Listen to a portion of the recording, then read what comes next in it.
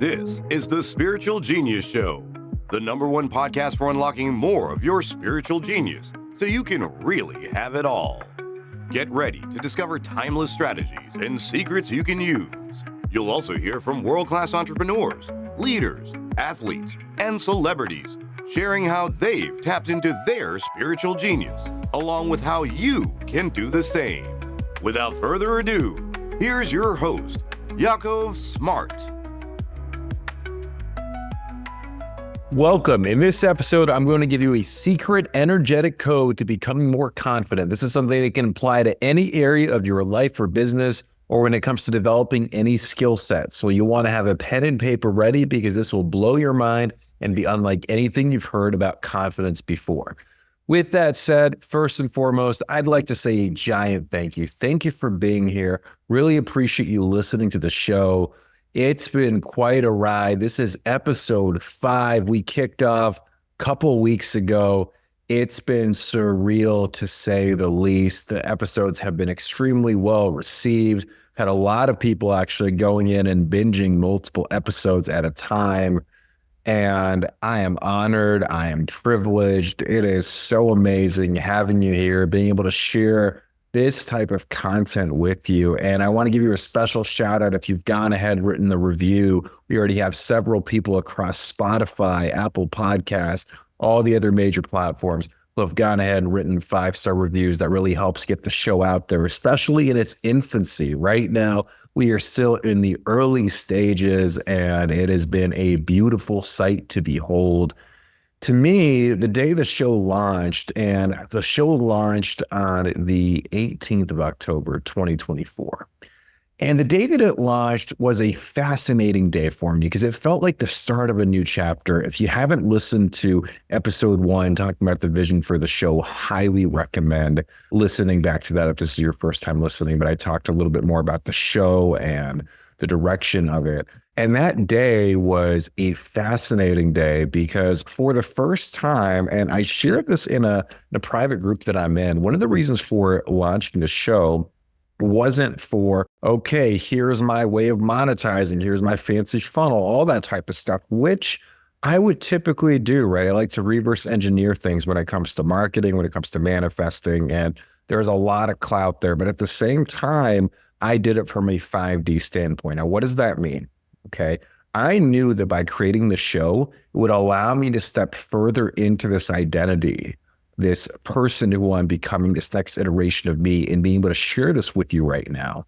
And that day felt like the start of a new chapter. Ironically, I got invited to go to an in-person networking event that day, which I hadn't been to in a long, long time. I'm not crazy about in-person networking events. I think they're honestly, in a lot of cases, a waste of time, right? They could definitely be an energy suck.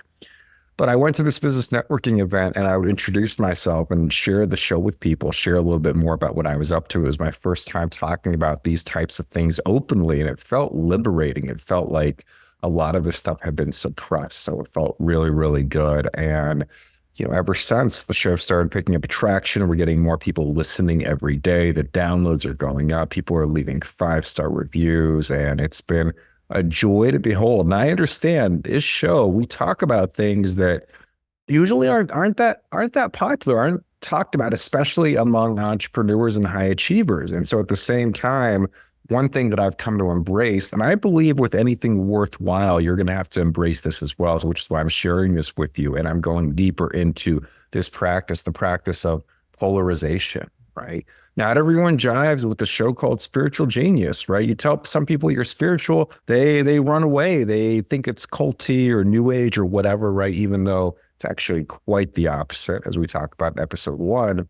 But the point being, I'm leaning into accepting, hey, this type of content, this type of work, let's call it, these concepts, these strategies, these frameworks that I'm sharing with you here are for some and not for others, and being okay with that, right? Because I think a lot of the times we get into, and I'll speak for myself, right? That it was something that has been a journey for me, is approval-seeking behavior, right? Wanting someone to give us approval or pat us on the back and say, good job, I really like what you did, when in reality, that approval can only come from within, right? I believe that external approval is only a mirror of internal approval, right? right? And so that is certainly a practice. And any time, even putting out an episode like this, and this is really going to blow your mind. We talk about some great stuff today. Even putting out something like this, I recognize not everyone might like it, not everyone might jive with it, right? Some people may get triggered. If you listen to episode 3, there's some things there that could be triggering for some people.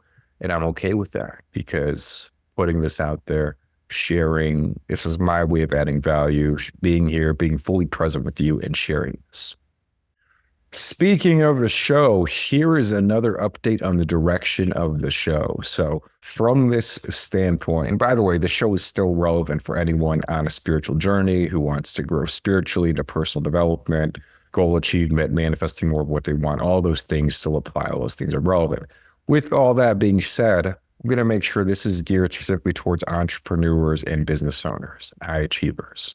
And the reason I'm choosing to focus on you as the entrepreneur or the entrepreneurial side of you is because there's a level of relatability. I've been in the game a while, and it's a certain set of blessings that come with it, and also a certain set of common challenges. And I believe entrepreneurship and business building is its own spiritual practice in a lot of ways. It's its own spiritual type of journey. And so this show and a lot of what we're doing with Spiritual Genius is going to be geared towards serving entrepreneurs, business people, because I believe a lot of these spiritual concepts, strategies, tools, techniques, frameworks, where they're most powerful, where they create the biggest lasting change and the biggest ripple effect is in the business world. I believe a lot of this stuff isn't prevalent there right now. You have a lot of entrepreneurs who are into personal development, personal growth, self-help, which is great. You could, I suppose, classify this as self-help, but this is taking things to a whole new level, right? And this is stuff that is not talked about by Atsubi, so it's being talked about here. If you're listening, really appreciate you being here. If it's your first time listening, like I said, it can be easy to binge the show. There's a lot of great stuff, and this is something that's not meant to be something where I just spoon feed you everything. It's like, okay, here's the checklist. No, like there's going to be a level of nuance, there's going to be a little customization. But this can absolutely allow you to manifest more of what you want and get to where you want to go on that journey in a more aligned, effortless way. And this, I wouldn't even want to call it a pivot, right? It's a little minor adjustment, a little additional point of being clear with the vision for the show, right? Is an example of manifestation, right? Which will be, I think, a different topic for a lot of different times. And it's a very popular thing. People are starting to ask me about this all the time, right? How do we manifest what we want? What does that even mean, right? Different topic, different show.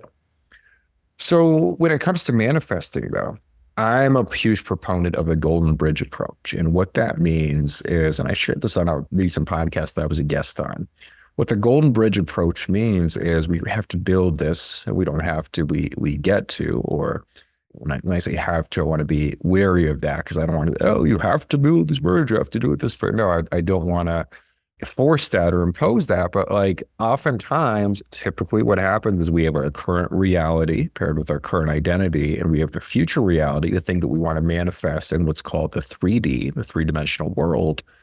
And then the way of getting there, we have to bridge it, right? Because if there wasn't a necessity for a bridge, let's say, or if there wasn't a gap that needed to be bridged, then what we'd want would already have manifested in the 3D, meaning it would have shown up in the tangible 3D. And so let's just imagine you build a golden bridge to get to your next goal, right? Or the next thing that you want to experience and manifest, okay? And there can be a lot of different golden bridges along the way. Again, different topic, different time. But the big thing about this is, when it comes to manifesting and getting on the golden bridge, this show was me getting on the bridge towards the next thing that I'm creating, right? And so taking that first step on the bridge, which is launching the show, putting that out there, gave me that additional clarity, saying, now I'm going to be more focused on this thing. Here's the vision for the show. Here's how I'm going to position things and share things in a way where it really hits home and is most relevant. And so I think a lot of the times people wait for things to just fall in their lap. People wait for like the perfect thing to manifest and for the A to Z plan to just show up, right? I guess sometimes it does, but typically the easiest way to start a manifestation process is to start moving towards something in the 3D, and different things, different clarity, different vision shows up. Anyway, different topic, different day. wanted to give you that glimpse here and give you some inside baseball, as they call it.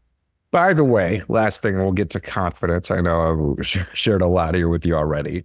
Making adjustments, switching up the vision, or should I say getting clearer, doesn't mean settling for less, doesn't mean stopping halfway. That's not what we're talking about. We're talking about getting clearer so it's that much more aligned and that much more effortless to create and manifest what we'd like to experience, okay?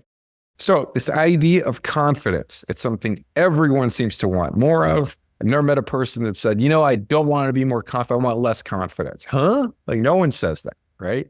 So let's pull out the dictionary, the online dictionary in my case, because I don't know a physical dictionary. I don't know who does. Maybe you do if you're a little ancient, old school like that, cool, right? But I don't live among the dinosaurs, so I don't have a physical dictionary in front of me. So what is the dictionary definition of the word confidence? Well, I'll actually give you 3 definitions. This is straight from the Oxford Dictionary, our British friends, the Oxford Online Dictionary.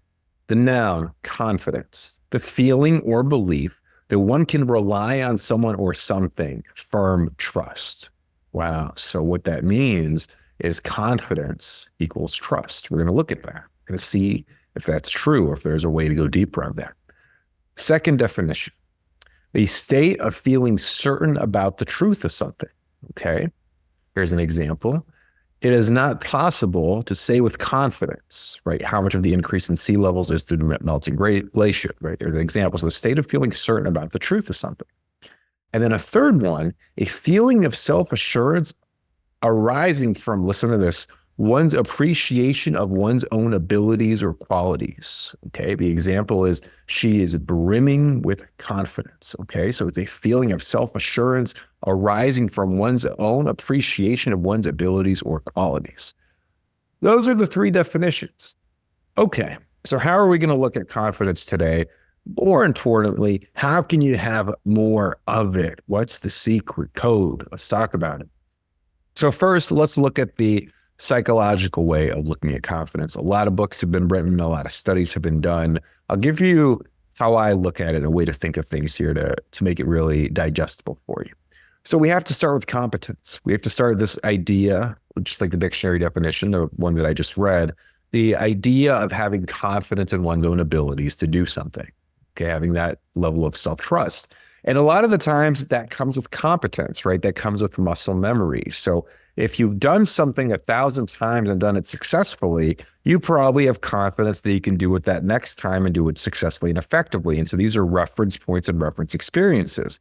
The opposite of that, if you've tried something 1,000 times and you've done it, what in your mind is in an effective way, or you failed at it, thinking that you're going to succeed the 1,001st time, by this definition, you wouldn't feel that you're competent, right? So it would just be a big leap of faith.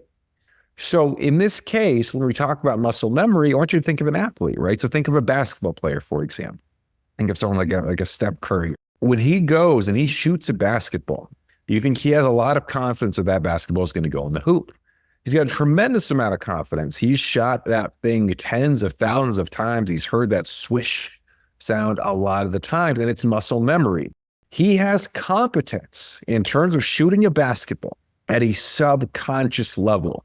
So because think about all that goes into shooting a basketball, right? If you've never shot a basketball, you're holding the ball, you hold it a certain way, you're angling the fingers, there's a rotation, flicking the wrist, you got to put just the right amount of muscle into it, angle, arc, all these different things that when you watch a pro basketball player shoot a basketball, we don't even think about, right? It just looks so easy and effortless and natural because they have a confidence that they exude about it. And this is rooted in muscle memory, right? It's competence. It's doing the repetition again and again and again and again, right? It's something they could do with their eyes closed, literally, because they've done it so many times, okay?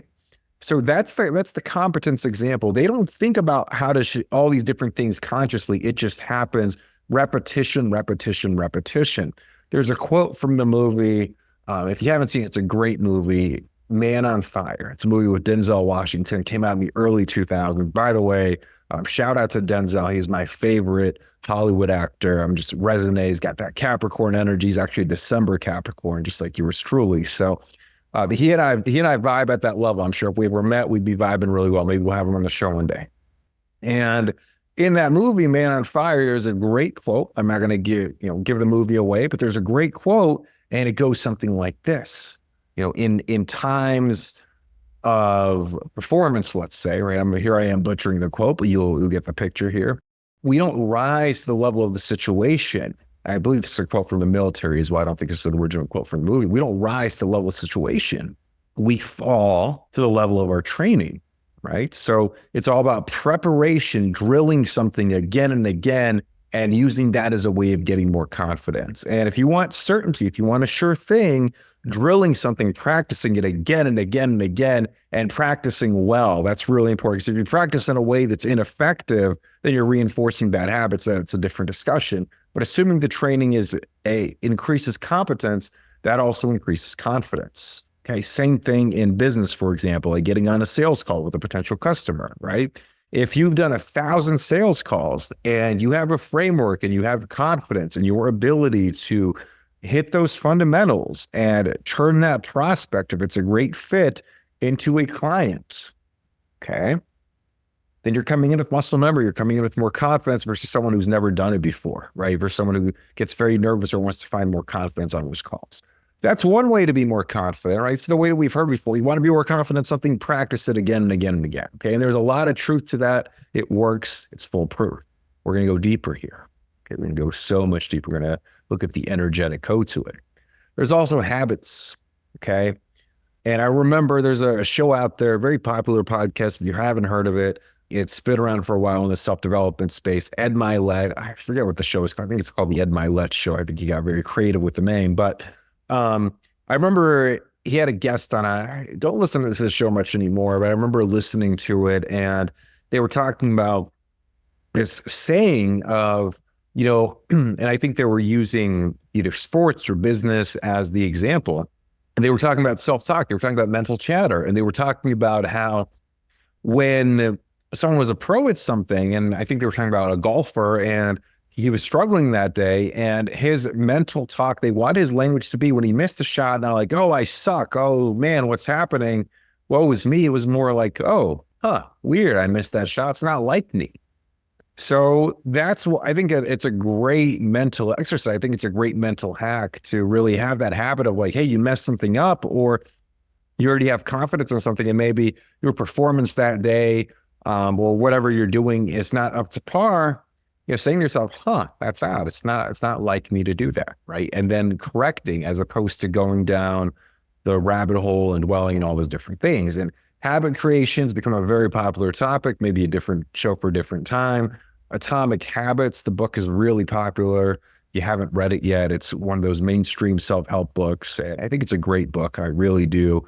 I actually remember being at an event in Nashville years ago, and this was at a kind of a random event. I was offering like marketing services at the time. And so we had a little booth, and the booth honestly was an embarrassment, right? Because the booth, I cheaped out on the sponsorship. And so I was there with my assistant at the time, and we were set up in this little corner, and we had this giant inflatable unicorn with like sticky notes on it. It was the tackiest thing you'd ever seen. And the whole point was to get attention, and we did, and it ended up being either a break even or a slightly profitable event for us. But anyway, James was the keynote speaker. This must have been at least 6 years ago. He was the keynote speaker. I remember he was giving away free copies of the book Atomic Habits. I'm wondering, and me sitting there saying, what is this about? And now it's so popular. So anyway, things come full circle there. And then the habits piece is the consistency, right, of the habits. Then there's what we call the flow state, right? Which you've probably been in a state of flow before. This is the 3D evidence when you just feel like things are going right, when you're doing an activity. Like as I'm sharing this with you, I find myself to be in a flow state, right? Sharing this with you. I've got my notes, but I'm also sharing what's coming to me right now. And this is about things just clicking and you riding an upward spiral, right? In business, if you've ever had a really great month or a great quarter or even a great day, or you needed to do something, you just showed up and it would feel effortless. Maybe you had to give a presentation, right? Being in that flow state, it's magnetic. So what about those times? So we talked about repetition, we talked about practice, we talked about habits, consistency, all those different things that the self-help community has talked about before, right? But what about not knowing what you don't know and this thing called beginner's luck that seems to happen all the time? How does that work? How do you explain that, right? You have the person, and we'll talk about the world of business, who's gone to every course, read every book. They've been around for a while. They've worked hard. They've hit a certain income level. And then you have someone who's a complete newbie who within their first year is making as much as the first person makes in a year. They're making that in a month. How does that happen? Is it beginner's luck? Is it flow? How do they have that confidence? Right? It's a fascinating thing, right? It used to happen all the time when I used to play poker, which I don't really anymore, but I used to play poker all the time. And, when I started trying, which we'll talk more about here in a moment, and got too serious, that's when things would go wrong. And I'd sit at the table with someone who's a complete beginner who was getting wasted at the table, and they would win big and just say, "Oh, shucks, I won." And it would absolutely upset me back then. But now looking back, they were in flow because they didn't care. They didn't try. And trying, actually, you talk about a confidence killer. It's trying to do something, right? What does trying mean in that case? I don't like that word. I do my best instead of to sub that word out, right? Because words matter. I don't say, "I'm going to try." I like to say the word test. I'm going to test something out, right? So if I don't know if I'm going to like something or enjoy it, I'm going to test it out. To be testing is much more fun, much more enjoyable, much more playful than trying something, or I'll even say attempt, even that word. The word try, to me, it's a forceful word. It's an insecure word. It's like, I'll try. To me, that signifies a lack of confidence. You say, I'll try that. No, you can say, I'll test it. Okay, test. Who's in the driver's seat? You're testing it. You're being intentional. You know it's a test. You're willing to fail, but you're testing things. So there's an intention. The person goes, "I'm just going to try." Like, huh? Or when someone says, "Nice try." Ugh. One of my least favorites things. "Good try." Well, there's no good try. It's okay. Tested that. Where can I optimize it next time? Okay. Where is there room for improvement? What did I learn? What can I do about this? Okay. So I remember the Star Wars quote. If you're a Star Wars fan, the Yoda, there is no try. Do or do not. There is no try. Okay. He was right. Yoda was right. And trying to do something actually makes it exponentially harder than it should be, okay, than it needs to be, because it's strained attention. Trying is also one of the least attractive things you can do, because one of the least confident things you can do, and it comes off as desperate, right? It's just like with sales, okay? Again, back to the business concept. If someone is trying to sell you something, or if you're on a call with a potential prospect, and you start coming off as desperate or trying really, really hard and, doing these crazy techniques, right? And just being weird, right? Doing like weird stuff. It comes off as weird. Like it's an odd thing, right? No need to do it. There's no need to try. We just execute. No need to try. Okay. Just be confident. Okay. So how do you be confident? You're probably like, "Well, all this stuff is great. Okay. I understand it on a logical level. But how does this help me in my business, in my life, when it comes to cultivating new skills? How does this help me?" Happy you asked.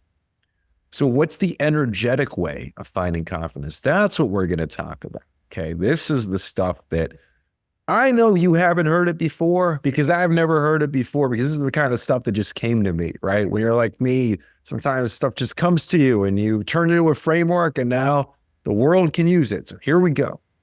Okay. So what I want you to do as I share this with you right now is I want you to feel these energies as I talk about them. If you're driving, want to listen to this again. If you're at the gym, if you're in a place where you can close your eyes, close your eyes. If you're in a place where you can't close your eyes, just listen and still feel. Okay. So this is all about feeling these energies. Confidence is 3 energies. Okay. It's the combination of these 3 energies. Number 1, assertiveness. Okay. How does assertiveness feel to you? We're not talking about aggression. We're not talking about domineering. We're talking about assertiveness. Okay. To me, assertiveness is a proactive, responsible energy. There's a sharpness to it, but it's not over aggressive. It's not try hard. To me, assertiveness is leadership. Okay. Showing up with intention, leadership of yourself and others. Okay. Assertiveness in business can be how you're managing your lead flow, how you're managing your team, how you're managing your people. Okay. The opposite of assertiveness is being completely passive and timid and abdicating responsibility. Okay. So more responsibility is assertiveness without being too uptight, without trying, right? Notice the difference. Being intentional and aware and assertive versus trying or forcing. Big difference, right? So assertiveness, there's an alertness that comes to it. Again, it's not being on edge, it's not being paranoid, but it's just an awareness and intentionality, okay? And it's got to be paired with these next couple of things to exude confidence. The second thing is relaxation, okay? Now, when you picture a confident person, what comes to mind, okay? To me, confidence and relaxation go hand in hand. It's a natural coolness. You picture the athlete who's having a great scoring night. He's relaxed. He's not uptight. He's not frantic, right? There's a coolness to it, right? There's a composure. That's relaxation. Again, it's the opposite of trying. Okay, it's the opposite of trying to do something. No, there's a relaxation, a groundedness that's there. Okay. And the third thing, a lot of people mess this one up, is playfulness. Playfulness. Show me a truly confident person, or someone who's truly confident in any area, doing their thing, and I will show you a person who is being playful and having fun. Okay. There's a playfulness. It's all just the game type of approach. That doesn't mean not to embody excellence. That doesn't mean not to win. That doesn't mean not to be great. Okay. This is something, I heard this at an event once. High intention paired with low attachment. Okay, what does that mean? So high intention, still having a goal, still having an outcome, still having a vision. Okay. But also understanding that it's all a game and coming to it with a lightness. Again, you can be assertive, intentional, but also light and relaxed and playful. Okay. That's confident energy. So it's combining, I want you to feel these energies, assertiveness in that proactive, responsible way, relaxation, that natural coolness, calmness, playfulness, that magnetism, having fun, being playful. It's all just a game. You pair those things, the framework is ARP. Okay. Assertiveness, relaxation, playfulness. You pull those energies together. That is confidence. Okay. Now, what is the opposite? I want you to feel these energies as well. If you're looking for more clarity right now, whether that's in your business, career, relationships, or any other area of your life, I've recorded a short training you can use to find more clarity, spiritual genius style. This training is my gift to you for being a listener of the show. To access it, all you have to do is go to spiritualgenius.org/gift. Once again, that's spiritualgenius.org/gift. Now back to the show. The opposite of assertiveness, timidity. Okay, if something is timid and meek and small and doesn't want to be seen, very, very timid. Okay, that's timidity, right? So back to the business example, showing up in a sales call, you're timid, you're not speaking your truth. You're letting the prospect run the call, run all over you. Okay, you're not setting boundaries. That's timid. Okay, as opposed to assertive. Forcefulness. This is really the try. I got to force. I got to do this. Got to do more. You know, it's force. Oh yeah, it's not working out. Let me force it again. As opposed to taking a breath, relaxing, lightening it up, taking a time out if you need to, taking a break, and coming from a higher energy. Which is like force. Yeah. Got to do. And then stiffness. Okay. The opposite of playfulness is stiffness. It's like being overly serious, overly formal, not joking around, being stuffy. And I'm just going to be real with you. I used to think that seriousness was a sign of success. I'm going to repeat that. I used to think that seriousness, stiffness, that stuffiness was a sign of quote unquote success and even confidence. Don't get it twisted. It's not. Okay.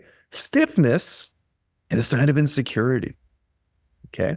I'm not saying you have to be the most animated person, wear your heart in your sleeve the whole time. That's not what we're talking about. But the most confident people you will see in any situation, any scenario, any environment, they have a playfulness to them. Okay. The stiffness is a sign of insecurity. Okay. It's a sign of trying hard. We don't want to be trying because trying is an opposite of confidence. Okay. So TMS is the acronym there. Okay. And to really distill it down, okay, when it comes to feeling confidence, and not only feeling confidence, embodying confidence, okay? Timidity, forcefulness, stiffness, that energy, the opposite of confidence, it comes down to being fear-based versus true confidence, assertiveness, relaxation, playfulness. It's love-based. How is it love-based? It's love for your creator. It's love for yourself. It's love for others. It's love for your life. It's love-based, okay? That assertiveness, relaxation, playfulness. Now, I want you to, once again, feel the energy of assertiveness for a moment. Feel that energy of relaxation. Feel that energy of playfulness. Yeah. You can't help but feel more confident when you combine those things. Now, the cool thing is, I want you to listen to this, okay? People say, how can I be more confident? I want to be more confident. What if you were to just be confidence? What if you were to be confidence? Okay, if you were to walk around, you were to introduce yourself, hi, my name is Confidence. I believe the embodiment of that is assertiveness, relaxation, and playfulness.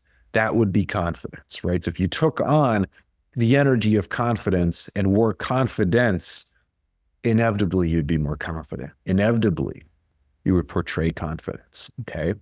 Anytime you want to feel more confidence, be confidence, not confident, confidence. Be assertive, relaxed, and playful. Feel that energy. You can dial up these energies. A way to picture this is next time you're in a situation where you want to draw in more confidence, okay?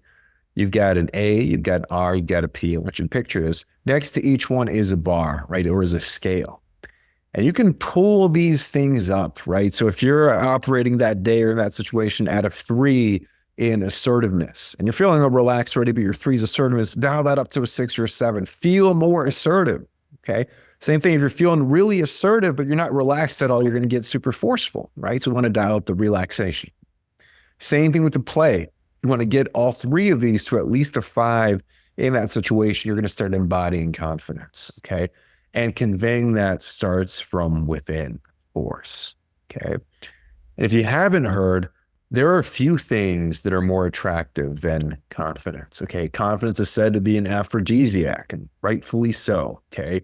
It's ultra attractive. It's an energy to be in. And what is it? Once again, energetically, I'm really drilling home this point because I want you to feel this and understand. I want you to practice as you go about your business, as you go about your day-to-day life in the next days, weeks, months to come. Take this, use this forever. Want more confidence? Let's go to the energetics: assertiveness, relaxation, playfulness. How can you dial it up right now? How can you dial it up in that situation, that interaction? And you're going to start to exude more confidence. And there's a magnetism that comes with confidence as well, because these energies are available for you to pull. I kind of look at it like this, okay? Imagine there's a library, a storage unit, and it's got all the different types of energies in the world. If you can think of a word to describe an energy, this, let's say this storage unit, or this closet, this pantry. Let's see this pantry. Let's think about the kitchen, right? So imagine there's a pantry that has all these different energies in little bottles. And anytime you need to pull, you have a limitless supply. You go to the pantry in your mind and you pull, here's some assertiveness.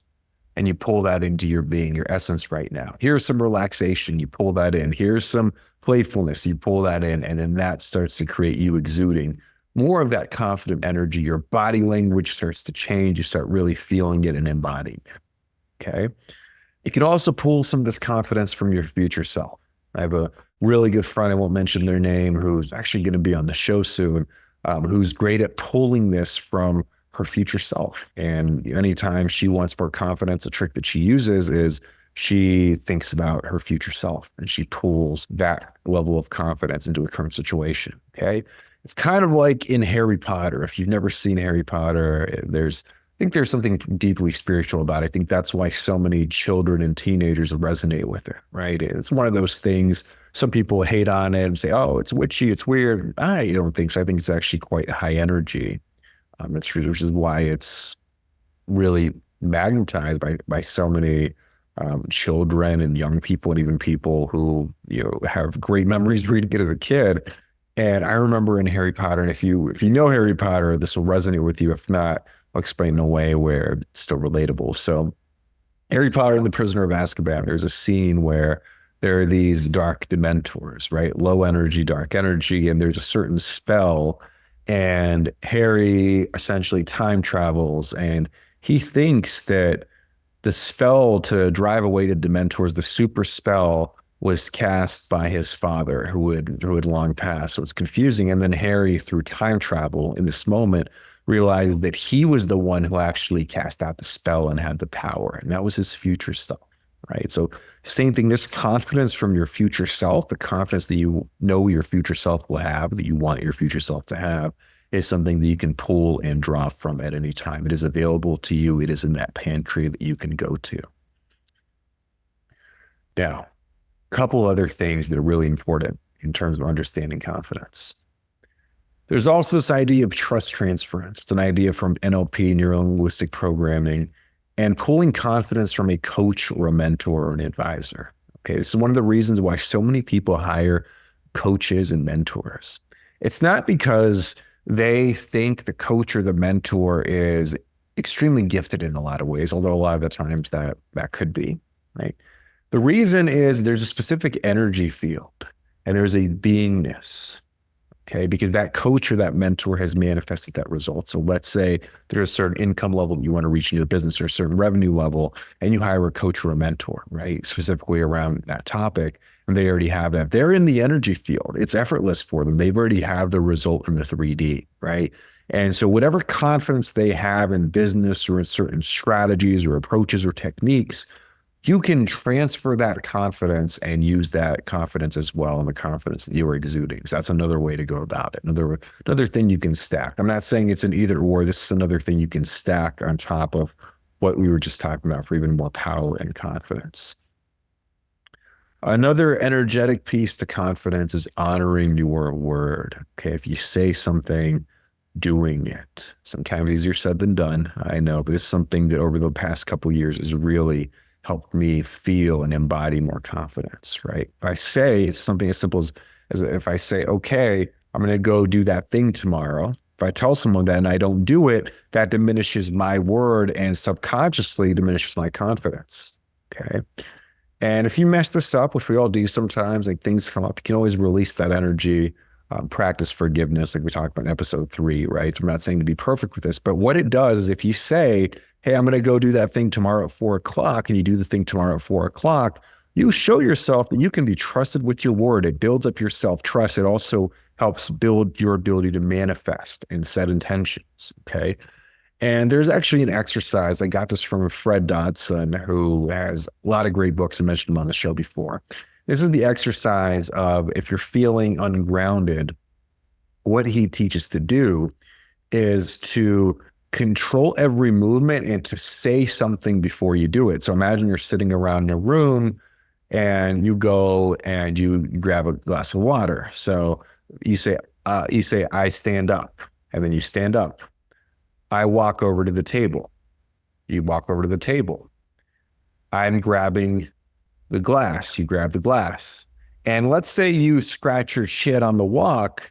You pause for a second, go back, and then declare it, state, I'm scratching my chin, or I'm about to scratch my chin. Okay? Saying it in the present tense is actually the way to do it. And then I have a drink, and then you drink the water. I set the glass down. So it sounds silly, it sounds comical, but if you do it for 5 minutes, there is a peace, there's a tranquility that comes over you that's absolutely amazing. So I want to share that with you here. The last thing that I'll leave you with today, okay, when it comes to confidence, this is extremely important. This is a little bit more challenging to explain, but I'll test this here. How about that? So I call this connected confidence. And connected confidence is the belief, the faith that you are co-creating your reality.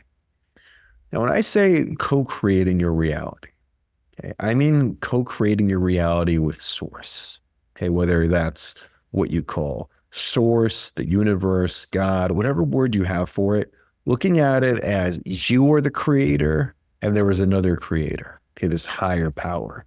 And there is a level of confidence unlike anything out there when you have confidence in certain laws, certain principles, right? Being universal, applying universally across the board, or in business, certain principles being true most of the time, right? There's a great book in the world of investing called Principles by Ray Dalio, right? And there's a concept, I think I mentioned this on the show before as well, If you want to learn something, if you want to understand, if you want to have more confidence, learn the key principles behind it, right? The foundations. Okay. So having confidence that these principles are going to be around for hundreds of years, they're secure, they're stable, they're not going to change. There's a certainty there, right? Just like having confidence in a higher power, whether you call that God, the universe, source, there's a confidence there that is unmatched. There's a level of trust and faith that comes with it.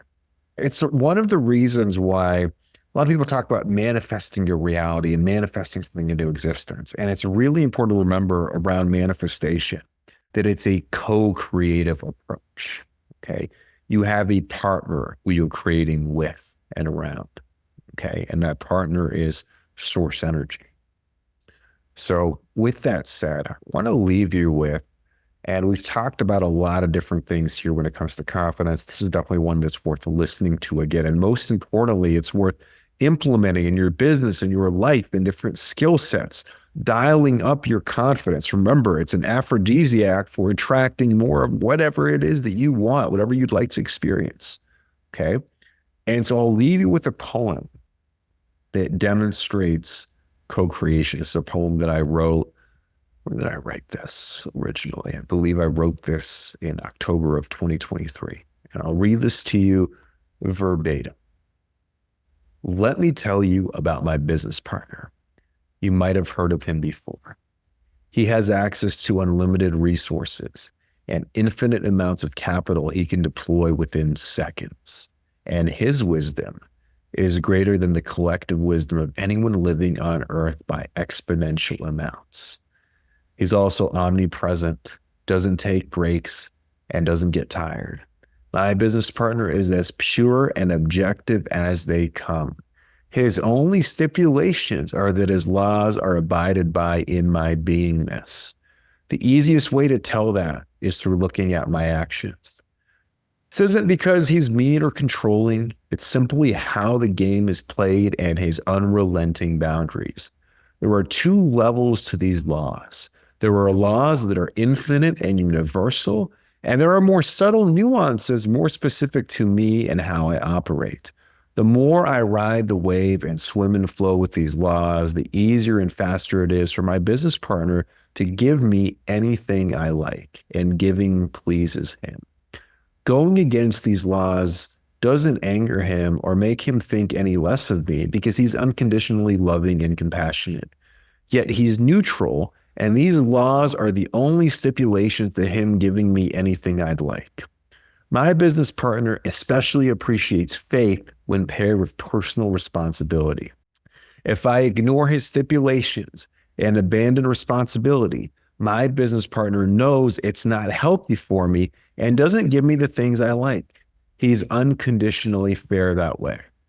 The other fascinating thing about my business partner that's easy for me to understand on a logical level, even though I still don't fully get it, which is okay, is that he and I are the same. We are one, and there on a spiritual level is absolutely no difference between us. Only on the physical plane of earth is what we're creating co-creating. Otherwise, we are both the creator in our own way.